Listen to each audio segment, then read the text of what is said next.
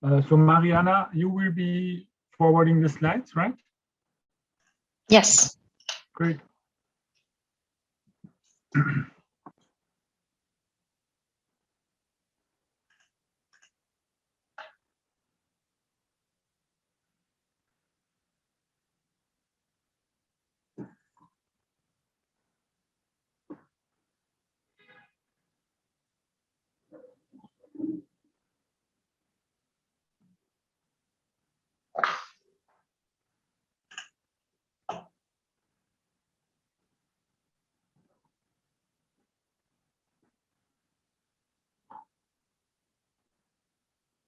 So yes, welcome back again for everyone. I took the chance and took a coffee. So I think that's good to have a little coffee break. So yeah, we are back with the mobility as a service. So now we will have a roundtable discussion of about 45 minutes, and we are very happy to welcome Julia Janke from LVMT, donc Laboratoire Ville Mobilité Transport, Aurélien Bellocine from Île-de-France Mobilité, Ashvar Abdul M from EDF, and of course Mariana Reyes, who will be speaking about the vision of the Anthropolis Chair and who is pursuing her PhD on the topic of mobility as a service. So we will start with the point of view of Mariana, and then we will hear from, in the order, from Aurélien, then Julia, and then Ashvar about their points of view, and then we will go into the discussion. So please, Mariana, go on. Thank you, Jakob, for the introduction, and hello again, everyone. I'll be presenting you the vision of Anthropolis on mobility as a service, and that is placing mobility as a service in the futures of urban mobility. So this is, we are building our research on 3 axes: economic, social, and technological, and one transversal axis, which is eco-innovation. On the economic pillar, we propose to analyze value creation, capture, and redistribution models, as well as the overall value chain restructure in the ecosystem for sustainable MaaS solutions. We intend to create a typology of business models that permits us to further analyze more scaled and territorial implementation and its outcomes to create more specific indicators for the evaluation of this above mentioned criteria. On the social pillar, we seek to identify the aftermaths of governance dynamics that are in reconfiguration, as well as societal effects regarding equity of access to mobility through MaaS, and issues of spatial justice in the public space, as well as sustainability and health impacts. And lastly, on the technological pillar, we pursue to approach the issues regarding creation, ownership, and management of data being produced by all the services integrated in MaaS solutions. We also aim to assess the role of parallel developing technological innovations in the evolution of MaaS. For example, how will infrastructure will be integrated, as well as new mobility services like charging infrastructure, automated mobility, etc. We are exploring MaaS from an ecosystemic approach, and as such, the scope of the interactions is quite complex.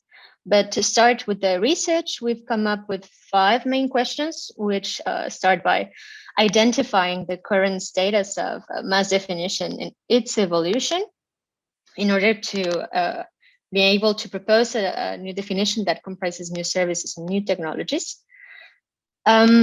Other questions that we are approaching are regarding the effects of governance configurations to the value chain in the ecosystem, where we seek to identify the sustainable outcomes maybe of mobility as a service business models in order to assess and provide recommendations to concerned stakeholders. And we are also keen to identify policies and regulations that might enable a more successful merge between innovation and sustainability in MaaS. So lastly, we would like to approach the scenarios of mobility futures and the models of MaaS that will prevail in these futures. Some of the upcoming work we are aiming to do relies in mapping the topology of new economic dynamics and governance configurations of MaaS actors, and map them in specific use cases and specific territorial context. Also identifying some of the methods and tools that are required to assess mobility as a service under sustainability indicators and from an organizational perspective. And one of our most recent focus is of work is the appraisal of active modes, as we mentioned before, in mobility as a service towards a more sustainable MaaS business model promoting walking and cycling. In this context, we need to identify strategies for the integration of other technologies and innovations in MaaS. And to conclude my intervention, the next steps in our research will include also, yes, the identification of more methods and tools that allow us to do all the above. So thank you, Jakob, and I leave the micro to you. Yeah, thank you very much, Mariana. So please, Aurélien, what can you tell us about the point of view of Île-de-France Mobilité, the Paris region transport operator, organizing authority? Hi, everyone. I hope you can hear me well. I'm Aurélien Bellocine, and I work for Île-de-France Mobilité, which is the public transport authority in Île-de-France region. And at Île-de-France Mobilité, I'm in charge of contracts and partnerships for the MaaS projects that we have that I'm going to talk about. Mariana or Jacob, if you can slide to the next one. Yeah, thank you. So yeah, I promise I'm not going to drown you in numbers, but I'm just going to give you some which have an impact on the way we approach the whole MaaS issue. So we are dealing with a fairly large region with a lot of inhabitants, especially considering the whole population of France. And most of the territory is considered rural, so it has an impact on the way we approach MaaS. It's also a very dynamic region, so first employment catchment area, and also prior to COVID, it was the first choice destination worldwide. So our users, they are composed, they have commuters, workers, but also tourists. We estimate about 43 million trips per day when we include all of the modes of transportation, and it's about 9.4 million in public transport. And it's important also to note that 70% of those trips that are the 43 million trips are made outside of Paris. So a lot of trips are made outside of Paris, and does not only concern the trips from the suburbs to the city center. And also one last number is, it has to do with the governance issue that we are facing and challenges, because we deal with 80 different public transport operators, which is a lot, and also the local levels and authorities, which we call département, and the 1,200 cities, municipalities. If you can slide to the next one. So I've summed up the three main pillars that we have, and it's, I think, a great echo to the presentation we had before on the different models of MaaS and governance. So we have three main pillars. Of course, we play our full role as a mobility authority by being in the center of the MaaS ecosystem. So we need to clarify the relations between all of the actors, private, public ones. But we also are operating and building a MaaS application and platform. So it can be considered as what was referred to as mobility as a public service. And also the fact that we built this MaaS application, we feel that it's going to be a reference for the other MaaS that are built in the region. And then on the third part, we own and develop a MaaS platform to make sure that the other MaaS application rely on the right data. So other MaaS applications built by cities or built by private companies. So this is our three main pillars and the way we approach the MaaS strategy.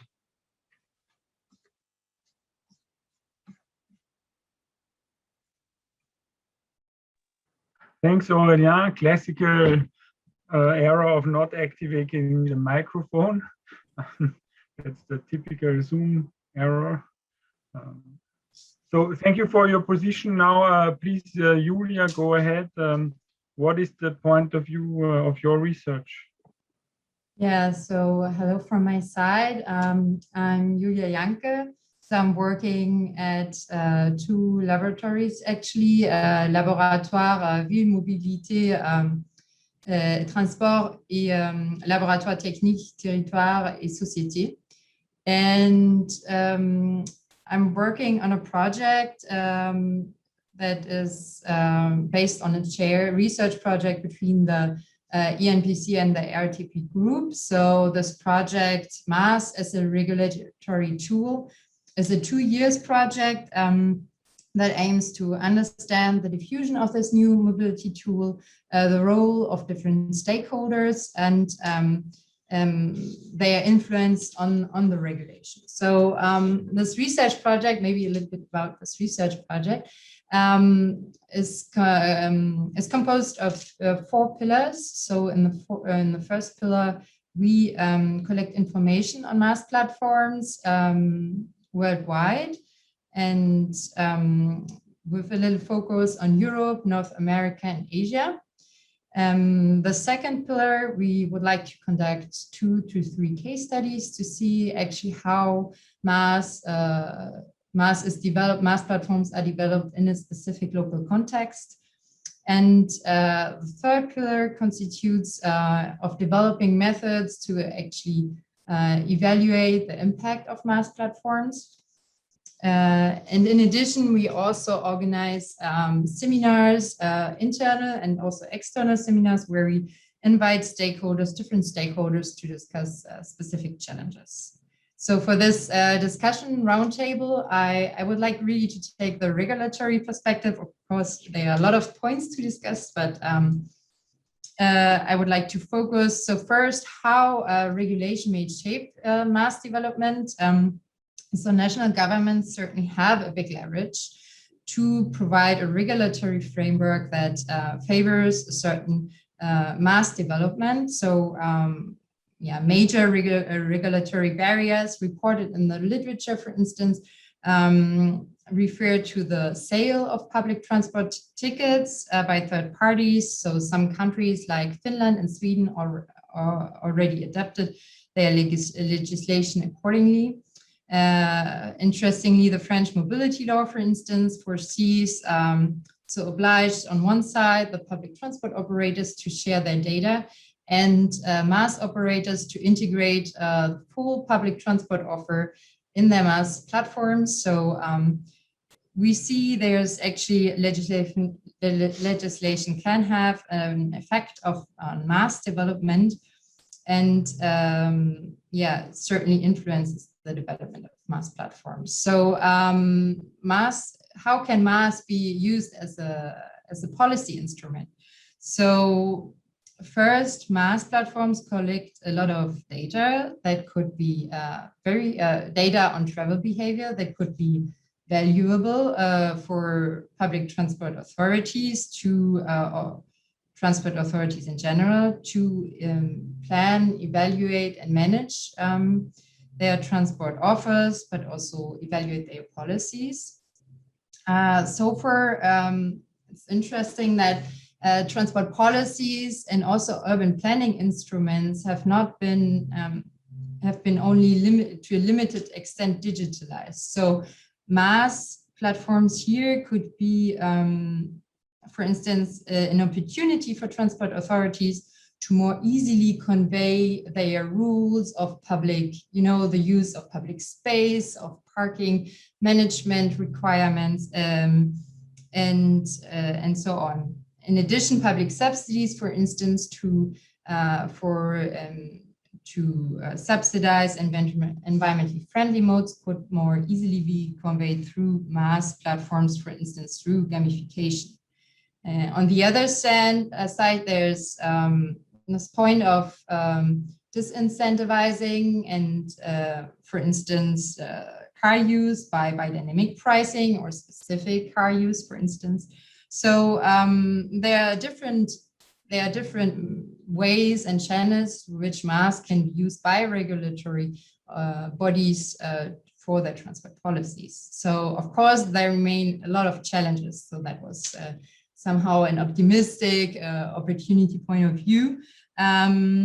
I would really like, there are a lot of challenges relating to technology issues and also what we mentioned and saw beforehand in the data asymmetry that we also see in the law up to now. So data sharing from public side, but do they have really the right data to manage and evaluate their transport policies? So, but I would like to focus on another challenge, so the overcoming of the institutional divide between public authorities managing road transport and public authorities managing public transport. So really, when we think about all the opportunities about how MaaS can be used as a policy tool, this only works if we use both, right? So on the one side, incentivizing the use of environmentally friendly modes, but on the same time, disincentivizing other use. And this really requires the working of both authorities together. So yeah, that would be a little bit my point in view, and yeah, open for discussion. Thanks, Julia. And please, Ashvar, maybe you can now show us a little bit how EDF and you see this from your point of view and from your project on autonomous and electric mobility view. Thank you, Jacob. Good afternoon, everyone. So I'm Ashvar Abdullahim, project lead on autonomous and electric mobility at EDF Research and Development. And you're probably asking yourself, why is EDF interested in the development of autonomous vehicle? Next slide, please. Yeah, our main goal at EDF is to reduce the carbon dioxide emission. 96% of the electricity we offer is carbon dioxide emission free, and our mission apply also to the transport sector. As you may know, autonomous vehicles are mostly electric vehicles. Then looking at this type of vehicle is very pertinent because we aim as a group to be a leader in electric mobility in Europe for 2022, and it's based on our electric mobility plan we started in 2018. That's why an anticipated development of autonomous vehicle could call into question not only our forecast on electricity demands, but more globally some of the EDF group's ambitions on electric mobility. So that's why in research and development at EDF, we focus on this issue in order to ensure risk control in the choices made by the group. For example, in case of autonomous vehicle, you are probably looking also at the infrastructure, at the autonomous charging infrastructure, and not only infrastructure, but also potentially look into new opportunities linked to the development of autonomous vehicle. Next slides, please. Yeah, autonomous vehicle technology is helping accelerate the growth of MaaS. I will not rephrase the presentation of Professor Guy Fournier, but just adding some few words. We can see that more and more people moving away from owning a vehicle and a variety of reliable transportation options will be needed for everyday use. If you have autonomous vehicle, you don't have a driver, so autonomous networks could provide to the consumer with a cheaper transportation option compared to traditional taxi and car sharing, because the major cost of a taxi service or a bus line is the driver cost. Our position on MaaS is comparable to our position on the transport sector. As I said before, our main goal is to reduce the carbon dioxide emission. The transport sector is in France. It's like 40% of the emission coming from that transport sector. That's why we are focusing also on this sector. We are not building electric or autonomous vehicle, but we are developing sustainable electric mobility solution, charging infrastructure, and associated equipments.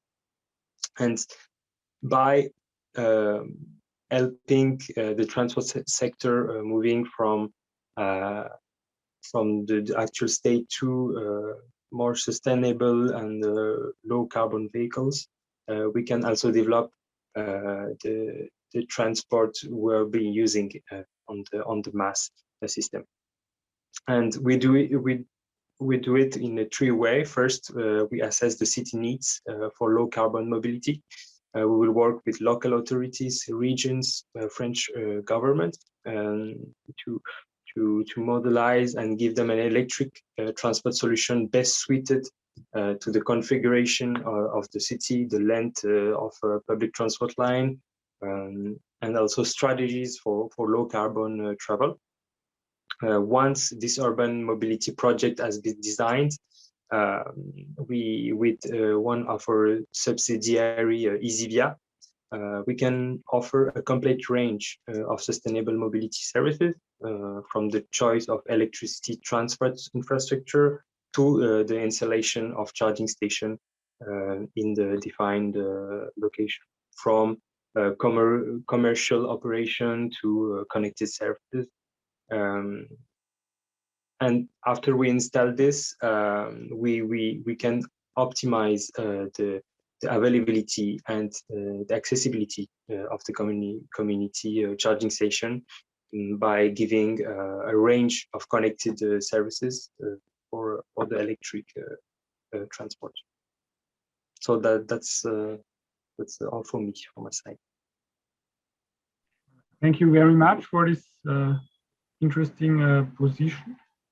So I just, before we start with the first round of questions, I just see like 3 small questions from Guy that are maybe oriented towards Aurélien about on the chat on the MaaS for Ile-de-France. So he asks whether it's for Paris as well, whether it will integrate private mobility providers like Uber and taxis, and whether it is expected that this kind of MaaS will integrate automated vehicles. Please answer quickly, Aurélien, and then I will start our podium discussions. Sure. So yes, indeed, it's for Paris as well. We are the transport authority on the region, but of course Paris is the big city in the center. So it is available for Paris as well. And we also integrate private mobility providers, but we are working in steps. So first of all, in the application so far, we have the carpooling, because we subsidize a part of trips in carpool, so it's integrated into our core application. But we also have what we called a lab application, in which we test integrations on, for example, what we call VTC, so Uber, taxi, etc. So it's, once we have proven that we can integrate this into our own system, we take it to the core application. And on automated vehicles, I know that we are following some experimentations on automated vehicles. I'm not working in the same department as those as my colleagues, but I know that we are following some experimentations, and maybe if those experimentations are fruitful, maybe it will integrate into the MaaS application. Okay, thanks for this quick answer. We will have more discussion about autonomous vehicles maybe later if we have time, but first I would like to ask to all four of you, or three, I don't know if Mariana, you will also maybe answer your point of view about what the main technological, organizational, and economical barriers and enablers are for the creation and development of a mobility as a service, especially with regards to the current state of things in France, for example. And maybe we can start with Aurélien, and then we can hear the other points of view, what you see. But we do not need only to focus on France. I mean, of course, Aurélien, you will have the Ile-de-France point of view, but the others maybe will also have some other views, some international perspective. Yeah, so I've started to mention the challenges that we were facing, especially technological. We are dealing with about 12 million people, so the impact it has on the way we approach, for example, real-time data and data as a whole. And then the main technological challenge is interoperability.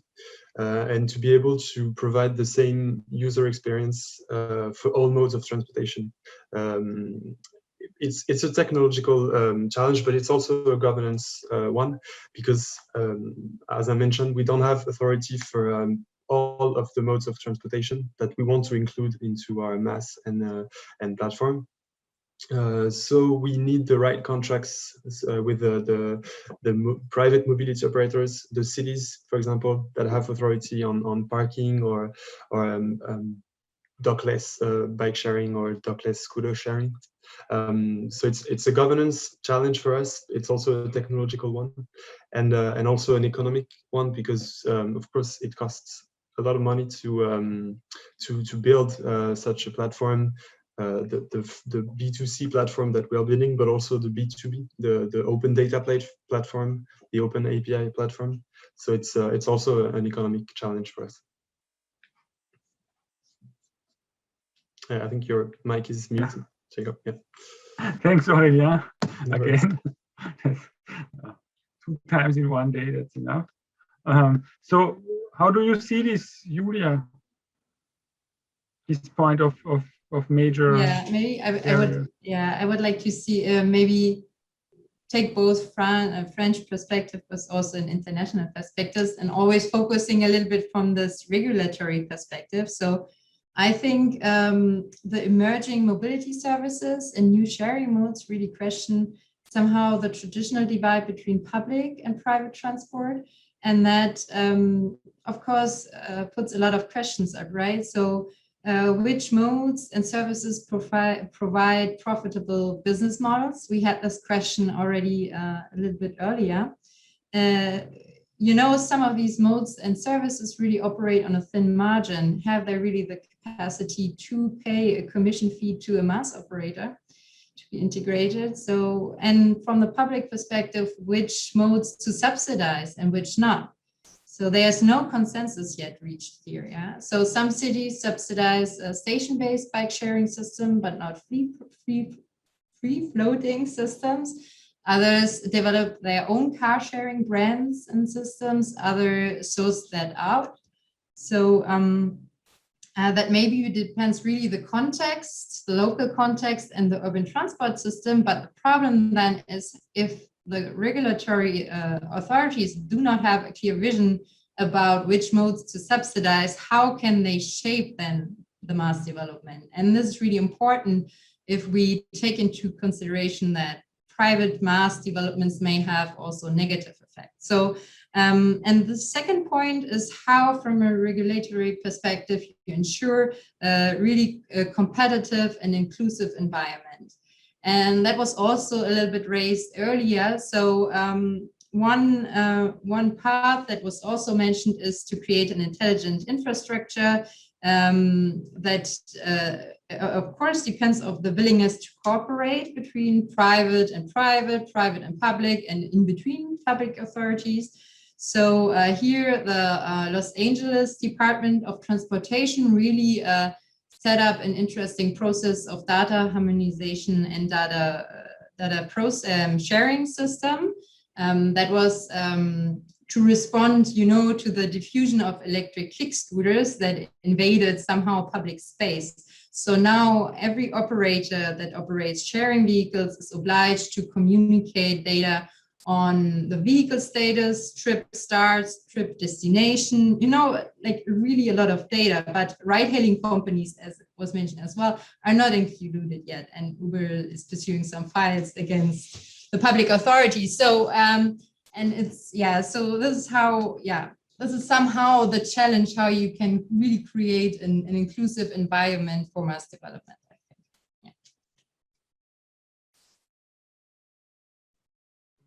Thanks. Thank you. Ashvar, how do you see this? What is your point of view? Yeah, I will answer in our ADF point of view in terms of infrastructure. With the development of electric mobility in transport, we also need to look at the technological barrier corresponding to the development of the infrastructure. Because on the cities, you can see there's many types of vehicles with differs in terms of size and also in terms of charging power.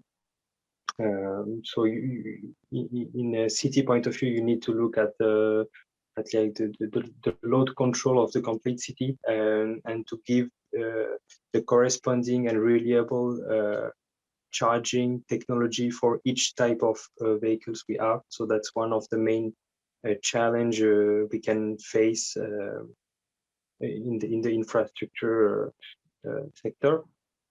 In an economical way, I will more look at it in a customer point of view.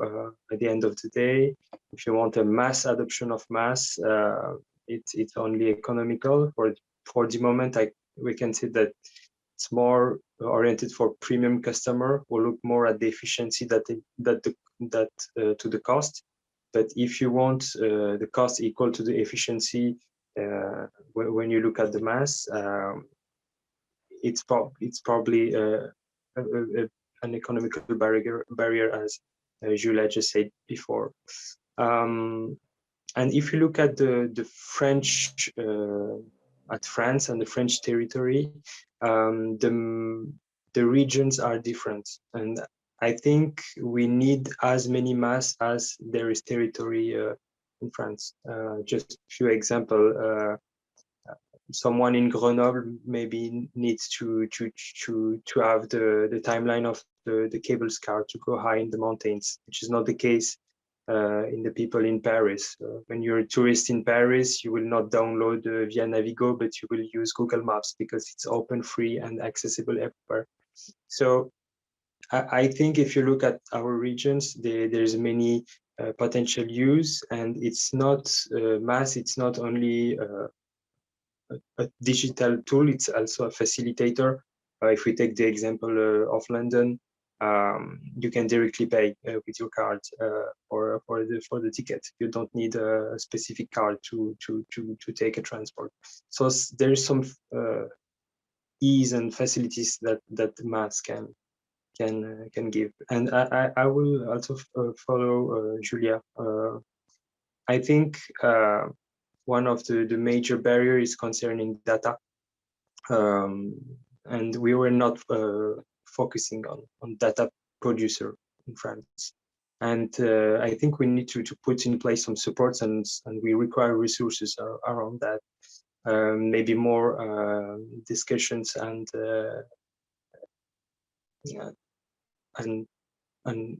working together in a way to make that happen in public and and private sectors. So it's not easy, but I think it's perhaps the role of the French government to have really a strategic focus on data collection and how to provide to the different actors. Thank you, Ashvar. And this, I think, this interesting topic of collaboration between different actors brings us to the question a little bit of the business models. So who should be the operator of a MaaS? What should be the value creation? Because there is, of course, this model, a very top-down model, with like Île-de-France Mobilité, for example, can have it. But there is other cities or other ways of having more decentralized MaaS operators, or for example, also the attempt in Vienna was it's very concentrated. So that's a little bit, I think, some issue I would like to discuss with you now. So maybe Mariana, you can start. We have about 10 minutes left. So I would say everyone about 2 minutes actually per answer, and then we can wrap up. Okay, thank you, Jakob. Well, yes, I would say that from one side, more than defining the role that corresponds to this or this figure, we need to first of all define the scope of each one of the roles of the stakeholders in the ecosystem, so that no matter which player takes the role, the ecosystem will be ready to receive and deploy a full-scale sustainable MaaS solution. And then again, it is also true that we could see in Professor Guy Fournier's presentation, we need trials in order to assess concrete data. But modeling is also going to play a big role, determining some more preferable scenarios when it comes to governance and its outcomes and impacts on business models. And as I mentioned earlier in the short intervention, we are in the process of identifying this potential negative externalities from each business model. And we will focus on analyzing the role of regulation to curb the possibility of MaaS becoming what we don't want to become. But yes, so the role of active modes and shared mobility should be crucial to avoid this. And the role of public authorities is also going to be crucial, according to me. Thanks, Mariana. Aurélien, how do you see this? Yeah, so as I mentioned, we have a kind of a double hat, because we considered that it's important for us to be at the center and to provide a MaaS, because we know that it's going to be the public service MaaS. So we ensure that this MaaS platform that we are building is in line with our mobility policies and sustainable mobility policies, and we don't have, of course, the same business model as private companies. So it's a way for us to make sure that it's accessible for everyone throughout the whole region, and not only dedicated to city centers, for example. But also, we, as I mentioned, that we are building it. We of course rely heavily on the private sector to build it, because we don't have any in-house developers. So we rely on public tenders, experimentations to build those platforms. And then the second hat that we wear, and it's as crucial as the first one, is to be able to provide other MaaS operators with the data they need and the service they need to build this MaaS. So it can mean helping, for example, Citymapper, Google Maps, etc., by allowing them to get the data they need. And of course, we are also preparing for the Loi d'orientation des mobilités, the French mobility law, stating that on the 1st of July we have to be able to provide the ability to sell tickets from those operators. So we are in discussion, of course, with those companies to provide them with some APIs for them to sell our public transport tickets. So it goes in line with these hats that we wear on providing the back end for those services. Okay, thank you, Aurélien. For this, I know that in Vienna this was always a big discussion. The question: who has the final link with the customer, right? And with this enabling the like Citymapper and others to sell the tickets for you will take away this link from you, right? To some extent. So sorry I asked this question, but I will give you the floor immediately to the others. Can you quickly answer to this, maybe in a few sentences? What do you think of this, or what this means for you in the future? Yes, I think it depends on the way this this API, for example, is set. If it's just a deep link that we integrate into the platform of the other company, but it's also it's of course a crucial element. So we are building the right contracts to make sure that data flows between those parties, the private companies and ourselves. Because MaaS, I just a couple of words I didn't mention, but it's been mentioned before. It's a great tool for us also to guide our mobility policies. So when we approach private companies to help them build their MaaS platform, we need to make the right contracts to get data back on, especially for guiding our mobility policies. Okay, thank you, Aurélien. So I would like to end with Julia with the research perspective. So I change now the ordering and give you the floor, Ashvar, about your position on the business model part. Yeah, on the business model part, I think we should be aware of a particular scheme. What I see is that if we take the example of WeChat in China, when with one app, with 1 billion user, you can chat, call, buy, order a taxi, and many other things. The winner takes it all, and it's already the kind of the same scheme. It's like someone who's not is not working on transport either, but he can start with one app, one business, make it working great with millions of users, and then he will expand it. We can see it with Amazon or Uber, and when an actor can give the best service at the best price, he gets everything. And I think in the customer point of view, it's really great because there is some competition. So that's a point of view we should have in mind. And your question was very pertinent just before us. Who will be the last link to the customer? And our role for in terms of infrastructure, we have to work with everybody in that ecosystem because we are providing the reliable infrastructure for that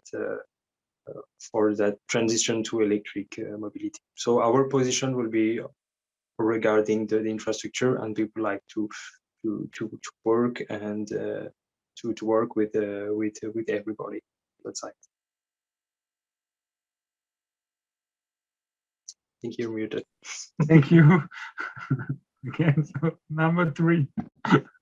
In German, there is a saying that says, alle guten Dinge sind 3, so all good things are 3. So now it's enough. So please, Julia, go ahead. Yeah, I just wanted to reply again to your question, Indiana. So the mobility app there, or the MaaS, was developed by Wiener Linie, no? So Wiener Linien was involved, which is not directly the public transport authority. It's a public transport provider. And so I think they still stick to their, subscription, annual subscription card. I don't think you can really order it in the app. So they kind of try to get this last link with their customers, like even as public transport operators, you try to still get your contact. So from a research perspective, I must say, I think there's no one efficient, socially desirable answer to the question, who should be the MaaS operator? Because it really depends on the local context and business model, but you need the right regulatory environment. So, so there's the legislator that regulate and facilitates data sharing, obliges them to share their data. Then there's a lot of instruments, policy instruments. So for instance, cities manage public space, parking areas, which have will have a very direct effect on travel behavior, so cities can use public tenders to regulate in which areas may some modes operate or not. Again, dynamic pricing, you may not can influence MaaS by Looper, but you can do it indirectly by putting up charges in specific zones and on specific hours. So I think it's more a question of, depending on the local context, but then you have to have the right regulatory environment and public authorities feeling competitive to feeling competent to intervene. So. Thank you. Thank you. So there is it's an interesting combination between business models, economic interest, regulation, interests of the regulating authorities, interests of the lawmakers. So this in French, the loi l'homme also has a big influence now about how things will evolve. Okay, so thanks a lot for this really great discussion. I appreciated it a lot. Thank you. It was a nice endpoint for our first day of our colloquium. I will now just quickly share the screen with you to show you again, to give you a hint for tomorrow's program. So this was today, and tomorrow we will start the day at 9:30 with two keynotes on infrastructure, mainly on digital infrastructure for mobility, and then with a nice roundtable. And after that, we will have our fourth session in our colloquium about sustainability challenges for innovation in urban mobility. So check out the links for the YouTube part on our website, or connect yourself to the Zoom links we will send you via email, which maybe you have already received, but you will also receive a reminder tomorrow morning. So thanks a lot for your participation in today's colloquium, and I hope to see you tomorrow. Thank you so much, Jakob, and thank you everyone that joined us today.